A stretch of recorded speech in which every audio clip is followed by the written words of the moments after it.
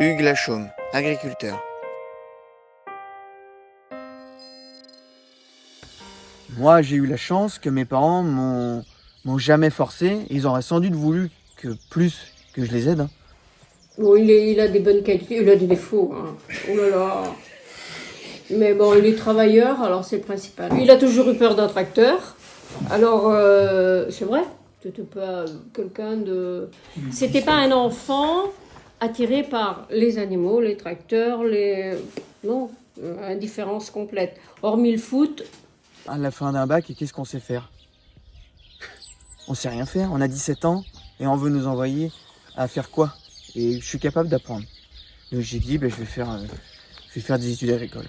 On s'est assis quand même, hein, parce que je lui ai demandé combien qu'un mouton avait de pattes. Parce que moi, je l'avais jamais vu en bergerie. Hein. Il y a du salariat pas cher, mais bon, faut les gérer, quoi. Mais bon.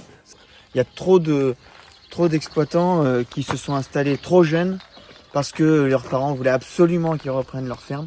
Et aujourd'hui, ils sont plus là. Soit ils ont arrêté, soit ils ont vendu, soit ils ont fait un geste irréparable. Il est vachement doué dans l'observation. Il ne pose pas mille fois la même question. Donc... Toi, tu vas bien vite parce que t'as un compliment. Non, mais si, c'est vrai. C'est vrai. Qu'est-ce qu'il y a? Parce que ton père, il fait pas beaucoup de compliments. Il y a 50 ans, dans chaque famille, même des familles qui vivaient en ville, il y avait un agriculteur. Dans chaque famille, il y avait un cousin, un tonton, un grand-père.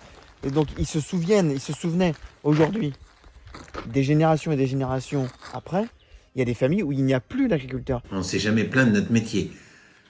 Ça, c'est Beaucoup hyper d'agriculteurs, ils disent surtout fais pas ce métier parce que c'est un métier de merde. Ici, faut valoriser aussi le travail des éleveurs.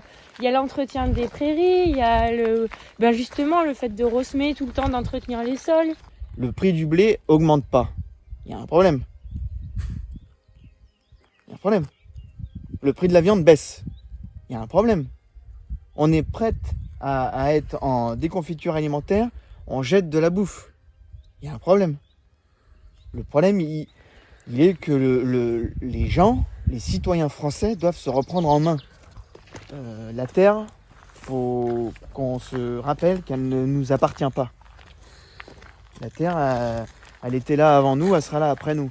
Et elle fait ce qu'elle veut. On le voit bien aujourd'hui. Qu'est-ce qui se passe? Peut-être qu'on a tellement tiré sur la corde que ce virus, il est là pour nous rappeler à l'ordre. Et si on n'en tire pas de conséquences, on va droit dans le mur. Même si on va chez le notaire et on dit cette terre elle m'appartient parce que je l'ai achetée. Non, c'est pas vrai.